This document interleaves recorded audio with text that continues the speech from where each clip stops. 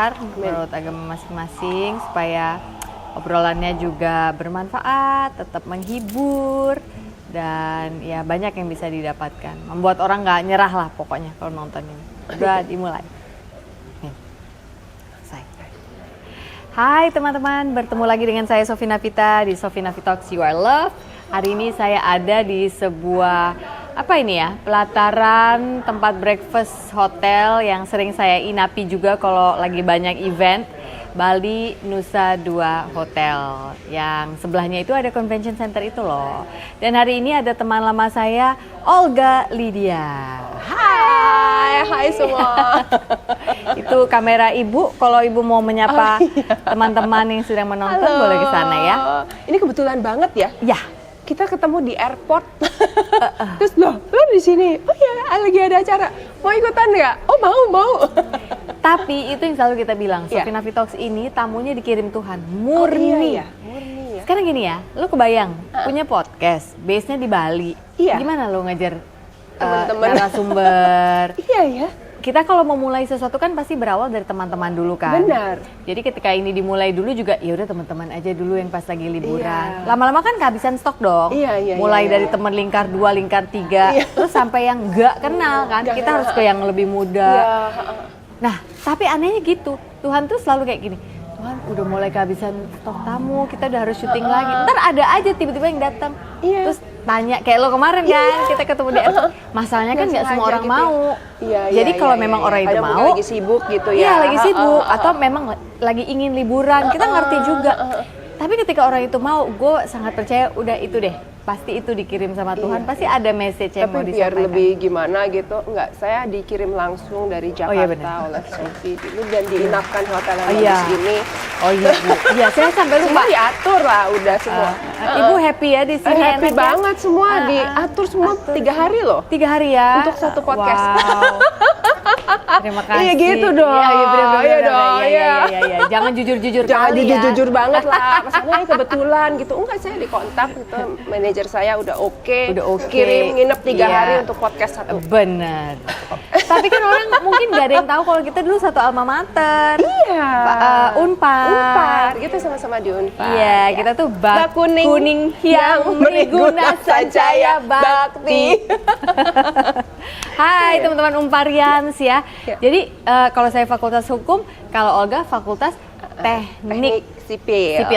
Tuh, nggak kebayang ya, wajahnya kan begitu ayu, ya kan, gerakannya juga delicate gitu, tapi fakultas teknik sipil yang isinya cowok kebanyakan.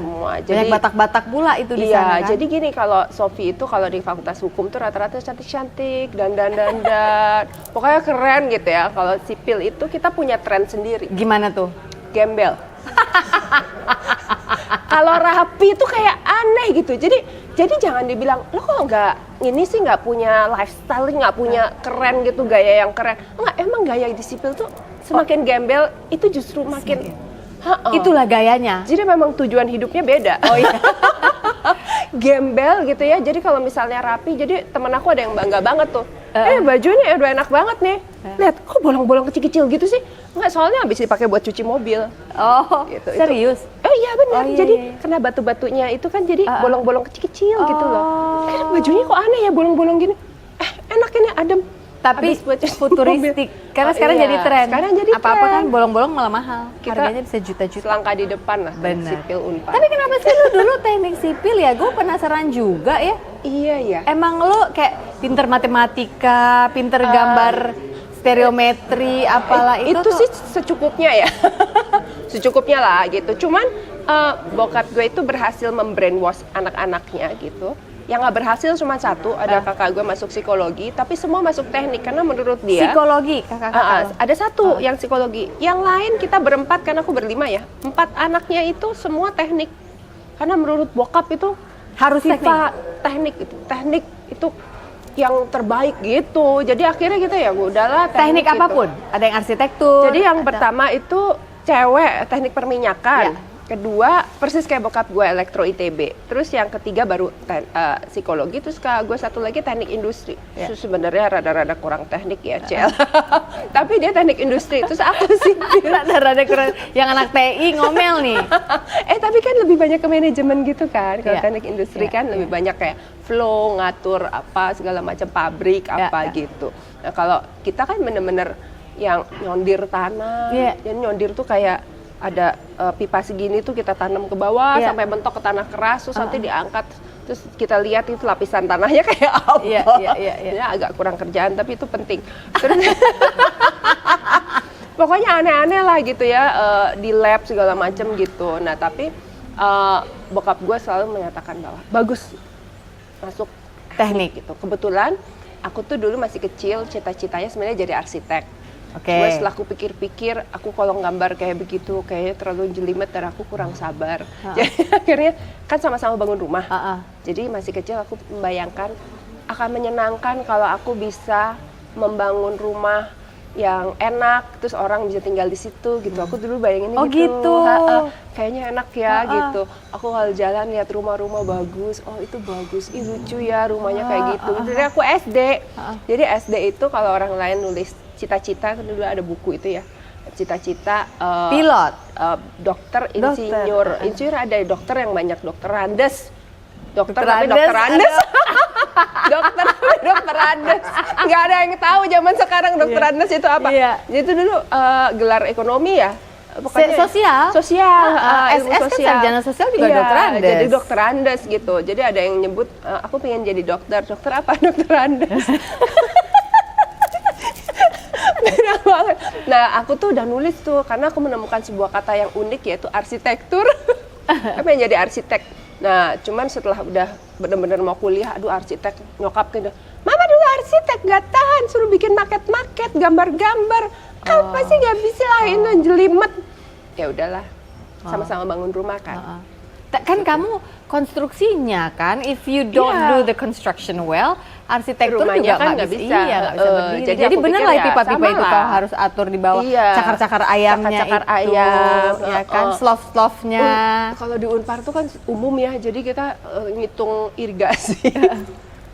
Irigasi, jalan kereta api, itu semua. Iya, belajar itu. Oh, sekarang jangan ditanya ya. Nggak kepake nggak inget sekarang? Enggak lah. Lu pernah bangun rumah nggak setelah itu?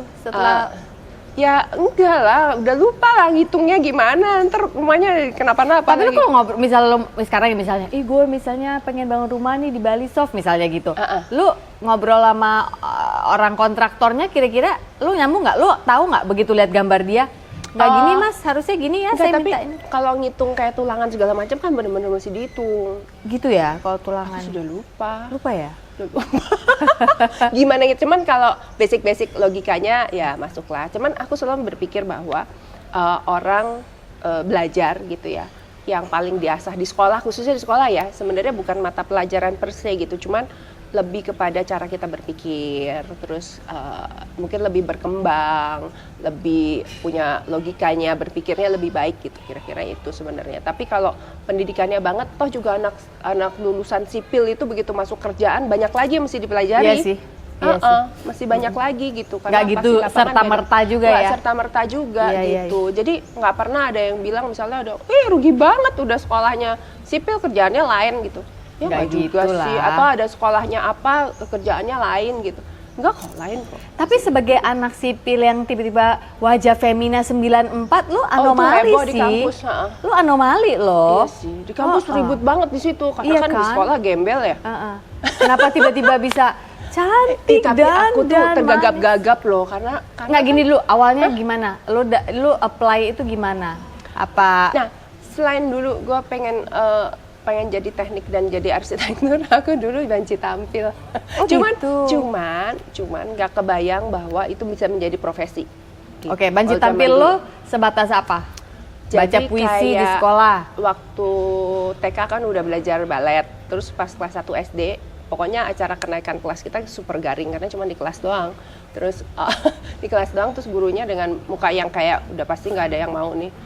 Nanti kalau kenaikan kelas, kalau ada yang mau ngisi acara, hubungin ibu. Dengan muka yang kayaknya udah nggak mungkin ada. Datang dong gue. ibu aku mau nari balet. Wah, sih boleh gitu ya. Oke udah. Terus bilang ke nyokap, mah aku mau nari balet di sekolah ada kenaikan kelas. Oh ya udah, kamu bilang aja sama guru les kamu. Nggak ada tuh kayak ibu-ibu zaman sekarang ya kayak, oh ya udah nanti mama siapin. Nggak ada. Kamu ke guru les kamu ya, guru les gue bilang terus ya udah yang tarian itu aja. Oke. Gitu. Terus ini kasetnya, kaset zaman itu udah direkamin. Terus kakak gue cuman bantuin ini. Nih tape-nya tinggal kamu play, udah jalan nanti. Ya udah. Terus gue naik jemputan dong ke sekolah sendiri. Terus begitu gurunya bilang, ya silakan, oke, ya udah, saya ganti baju dulu. Baju, pakai baju seragam les kan? Seragam les, nyalain musik sendiri, play sendiri, nari-nari sendiri, udah pulang.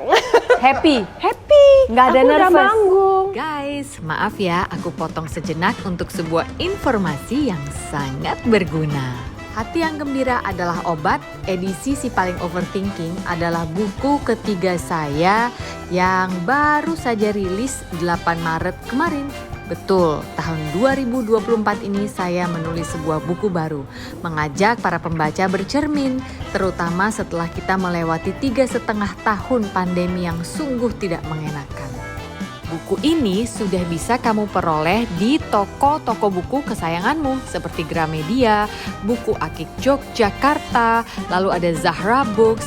Tapi kalau memang nggak sabar kepengen punya sekarang juga, silahkan dilihat list berikut ini. Ini adalah toko buku online di mana kamu bisa mendapatkannya.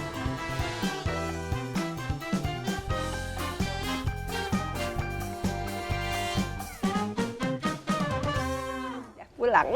Happy? Happy. Nggak ada aku nervous? Udah manggung. Ya nervous, tapi kan tuh bagian dari yang kita nikmati juga kan. Jadi udah, jadi kelas 1 begitu, kelas 2 gitu, kelas 3. Dan selalu lu pengisi acara baletnya setiap kenaikan kelas? Kan waktu itu cuma 3 kelas ya, ada 3 kelas di sekolah aku. Dari 3 kelas itu cuman aku. Oh, oke. Cuman kelas aku aja ada hiburan. Kelas lain nggak? Kelas 2 ada 3 kelas lagi. Nggak ada juga, kecuali pas aku pindah kelas 2. Oh, kamulah hiburan mewakili kelas 2? Akulah, di kelas aku sendiri. Kelas-kelas lain nggak ada hiburan. Jadi kasian kamu tidak kan? membibitkan ke bawah berarti? Nggak bibit ke bawah, ke samping juga. Jadi bayangin tuh ya, nggak tahu sampai sejarah itu berakhir sampai kapan, apakah ada anak yang tahu punya ide itu. Nah tapi ya gitu, terus kelas 3 SD aku ingat anak lain baca puisi, nyanyi, aku bikin grup lawak. Serius? Serius, itu gara-gara ada teman aku terus punya ide, kalau itu udah bergrup, kita bikin grup lawak. Jadi lo bertiga lawak deh tuh, bikin skrip? Nggak ngerti, yang nonton aku nggak inget mereka ketawa apa enggak, tapi yang kita sebagai pemain kita ketawa. Lu tuh anak keberapa sih? Aku bungsu, makanya suka lain sendiri kan katanya bungsu ya? Iya bungsu anak keberapa? 1, 2, 3, 4, 5. Oh 5. Jadi nyokap gue kayak udah capek gitu ya ngurusin 4 anak, yang kelima kayak udah terserah dia mau ngapain gitu. Jadi gue agak bingung kalau misalnya anak bungsu paling manja. Enggak loh, menurut gue justru enggak. Kakak-kakak lo tuh cowok cewek? 1 cowok, yang 3 cewek, aku bungsu. Jadi pas di atas aku cowok. Nah manggilnya Koko Cici nggak tuh? Atau enggak, manggil di nama? rumah manggil nama. Masa? Iya. Kamu kan keturunan Tionghoa kan? Nah itulah. Kamu ngerti nggak itu? Ngerti nggak itu gue nanya? Kenapa nggak diajarin? Aku nggak ngerti ya. Nggak ngerti. Nggak diajarin, kenapa nggak diajarin? Jadi manggil nama. Terus udah gitu, nggak ada tuh tahun baru Imlek. Hah? Aku tuh nggak pernah dapat angpau. Aku tuh dapat angpau setelah aku kerja, dapat dari TV. Maksudnya dapat job. Iya. Iya. Serius kau? Ah, masa sama bener, aku sekali? nggak pernah dapat angpau. Jadi aku suka ngirim waktu SMA itu, teman-teman aku tuh bilangnya gini, gimana? Lo dapat berapa tahun ini? Aduh, gue cuma dapat 500.000. Gue waktu itu, Itu gede banget. Waktu itu ya itu 500.000 itu gede banget loh. Gede banget. Jadi kenapa tuh menurut lo? Lo kan lahir di Semarang nggak sih? Apa? Enggak, Jakarta. Jakarta. Tapi Jakarta. besar di Semarang? Enggak, di Jakarta terus. Enggak juga? Jadi bokap gue asal Semarang memang. Tapi habis itu kan kuliah di ITB, terus udah kerja di Jakarta. Sempat ke Medan, terus kerja di Jakarta gitu. Tapi nggak pernah balik Semarang. Kalau mama? nyokap gue kan dari Jombang. Jombang. Dari Jombang terus sekolahnya di Unpar, arsitek Unpar. Unpar, Oh. arsitek Unpar, cuman nggak selesai memang arsitek Unpar. Jadi ketemunya lah di Bandung. Oh, ITB satu Unpar ya. Supaya Oh, nyokap manis gue ya. tuh kalau nggak ngerti matematika apa gitu tanya Nanya. bokap gue. Jadi Akhirnya jadilah dari gitu. gitu. Kalau anak sekarang bilangnya sambil nugas. Iya, sambil nugas. Nugas. Jadi bokap gue waktu itu kuliah sambil ngajar-ngajar gitu. Jadi akhirnya nyokap gue diajarin juga karena satu kos. Wow, sungguh praktis ya. Sungguh praktis gitu. nggak habis di ongkos. Nggak habis di ongkos. Oke, jadi lu nggak pernah merasakan budaya Semarang di dalam diri lu, walaupun kalau mau Enggak. dibilang ada background Semarang dari papa. Enggak terlalu. Paling makanan. Jadi aku juga nggak pernah ketemu sama kakek nenek dari bokap gue. Kakek dari bokap gue pernah ketemu, tapi nggak lama gitu ya. Cuman abis itu kan dia meninggal. Terus udah gitu, tapi makanan dari nenek aku itu dari bokap itu diturunin ke menantu kemana gitu. Nah aku ngicipin makanan itu. Jadi khas dari Hupei. Jadi papaku tuh dari Hupei. Hupei itu kalau tahu ada pembangkit tenaga listrik yang gede banget di Cina, Three Gorges ya, itu di daerah situ tuh. Jadi agak Berasalnya tengah. aslinya, kampungnya. Jadi Cinanya Cina tengah gitu, bukan yang selatan. Biasanya kan Hokkien tuh di selatan. Ini agak kakekmu tengah. kan? Dari Ceritanya. kakekku, kakek nenekku tuh dari sana. Makanannya sedikit beda. Jadi kayak cawan musi itu ada, termasuk makanan daerah situ. Oh, cawan musi kan Jepang, tapi ada di situ. Persis kayak cawan musi gitu, ada dagingnya, ada telur. telurnya itu susah-susah gampang kan bikinnya. Iya, Harus pas antara pas. air sama itu. Nah itu bisa tuh sepupu aku segala macam tuh mantunya bisa. Nah menurut papaku, which is aku nggak pernah lihat juga, itu tuh dikukus bisa kayak 10 macam makanan tuh dimasak barengan gitu. Jadi bawah itu apa gitu sampai yang atas tuh telur kan gampang mateng ya. Dia paling atas gitu. Apa tadi nama Jadi, daerahnya? Hupei. Hupei. Oke. Dan lu belum pernah ke situ seumur hidup lu sampai hari ini? Nah, waktu bokap ulang tahun aku bawa ke sana, terus kita naik, itu kan ngelewatin sungai yang gede banget karena kan ada pembangkit tenaga listriknya. Nah, itu kayak kapal persiar gitu. Aku sempat nawarin, "Pak, mau mampir ke ini kampung halaman." Gak pernah ke sana, udah nggak tahu juga siapa yang di sana. Ya udah, jadi kita nggak ke sana, tapi kita lewatin gitu. Jadi you cannot speak Chinese, Mandarin?